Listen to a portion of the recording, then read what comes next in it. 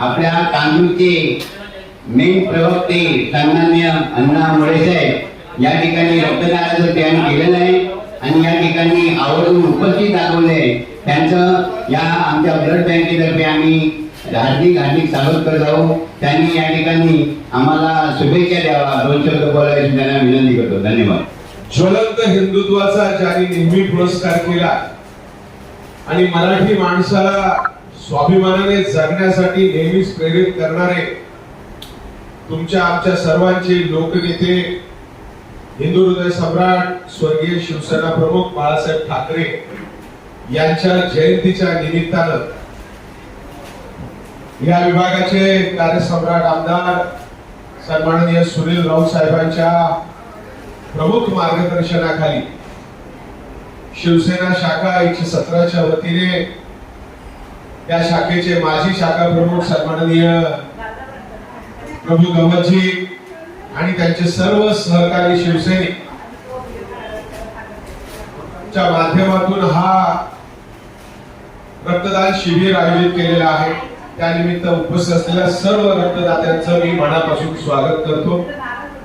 व्यासपीठावरती असलेले सन्माननीय सावंत साहेब, दुसरे आमचे सगळे ज्येष्ठ शिवसैनिक बंड्याजी, निवळकरजी, नवमहाराष्ट्र व्यायामशाळेचे कार्यवाहक शिवसैनिक पाटील साहेब आणि स्वतः प्रभू गवस, महेश कदम, आमच्या शिंदेताई.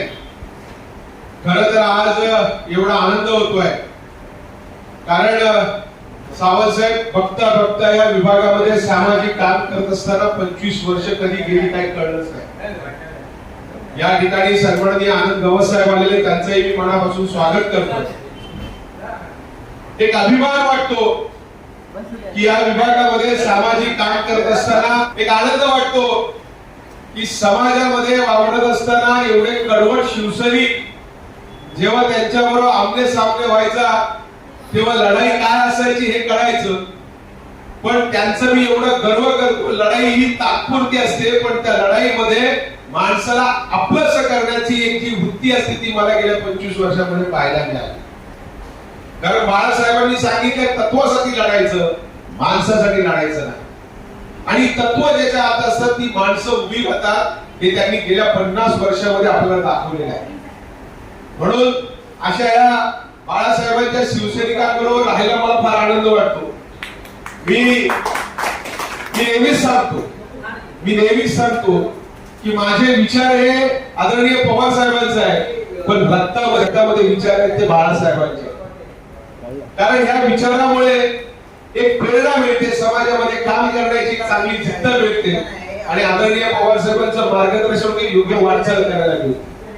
म्हणून मी आई वडिलांनंतर जर कोणाला मानत असेल तर या 2 व्यक्तींना मानतो. आणि शेवटी बाळासाहेबांचे भाषण मी ऐकलेली आहेत तारुण्यावर. काय तो जोश, एखाद्याला जर समजा असं मेलेला माणूस असेल तर त्याला जिवंत करण्याची ताकद, दैवी ताकद ही बाळासाहेबांकडे होती. आणि त्या ताकदीवरती गेल्या 50-60 वर्षापासून ही शिवसेना चालते. काही येतात पडझड होते पण या शिवसैनिकांचं पाटील साहेब कौतुक करतो, त्या पडझडीमधून सुद्धा, त्या राखेमधून सुद्धा पूर्ण उभं राहण्याची ताकद या शिवसैनिकांमध्ये आहे. आणि खास कौतुक करेल त्या आमच्या प्रभू गवस साहेबांचं. खरं तर त्यांचं नाव इंग्रजीत आहे पण मी नेहमीच सांगतो की हा प्रभू पावला तर मला काहीतरी प्रसाद मिळेल. म्हणून ह्या प्रसाद मिळण्यासाठी त्यांनी जे काही उपक्रम राहतात त्या उपक्रमामध्ये मी नेहमी सहभागी होतो. हा काही माझा मोठेपणा नाहीये पण आपण कुठेतरी खालीचा वाटा घ्यावा सावंत साहेब आणि त्या खालीच्या वाट्यानंतर आपल्यालाही समाधान मिळावं आणि आपल्या कार्यामुळे इतरांनाही समाधान मिळावं म्हणून या गोष्टीमध्ये मी नेहमी असतो. आज बाळासाहेबांचं जयंती निमित्त ठेवलंय परंतु त्याचबरोबर आज प्रजासत्ताक दिवस आहे. 26 जानेवारी 1950 ला जेव्हा ही राज्यघटना स्वीकारली गेली तेव्हा गरीबातल्या गरीब माणसाला आणि श्रीमंत माणसाला एका समानतेवरती आणलेली ही राज्यघटना. या राज्यघटनेला बदलण्याचं डाव आता काही लोकांनी चालू केलेलं आहे परंतु गेल्या लोकसभेच्या निवडणुकीमध्ये म्हणा, विधानसभेच्या निवडणुकीमध्ये म्हणा, बंडासाहेब आपण तो डाव आपण हाणून पाडला. कारण राज्यघटनेशिवाय या देशामध्ये कुठल्याच प्रकारची समानता येणार नाही आणि कोणालाही जसं मनासारखं पाहिजे तसं आपल्याला करता येणार नाही. हे केवळ आणि केवळ हे राज्यघटनेमुळे आहे. ती राज्यघटना आपल्याला डॉक्टर बाबासाहेब आंबेडकरांनी दिलेली आहे. म्हणून प्रभू गवस साहेबांना मी सांगेन की ह्या भेटीपेक्षा जर आज मला राज्यघटनेची जर प्रत मिळाली असती तर ती फार मला हे केली असती, चांगलं वाटलं असतं. पुढच्या वर्षी ही भेटवस्तू तर तुम्ही द्याच, पण त्याच्याबरोबर एक राज्यघटनेची प्रत, एक पुस्तक जे रक्तदान करतील त्यांच्या घरामध्ये जर गेलं तर खरं वाटतं की आपण काहीतरी चांगलं केलं पाहिजे. कारण पुढच्या वर्षावरती जर दिलं तर त्याचे 365 दिवस आपण ती राज्यघटना वाचून आपल्या रक्तामध्ये काहीतरी चांगलं येईल आणि ते रक्त इतरांपर्यंत पोहोचलं तर त्यांच्याही डोक्यात कुठेतरी प्रकाश पडेल, हा त्यापाठचा भाव आहे. मी पुन्हा एकदा प्रभू गवस आणि सर्व कार्यकर्त्यांचं मनापासून कौतुक करेन आणि एवढंच सांगेल, कधीही मला हाक द्या, कधीही मला हाक द्या. मी तुमच्या बरोबर राहणार आहे.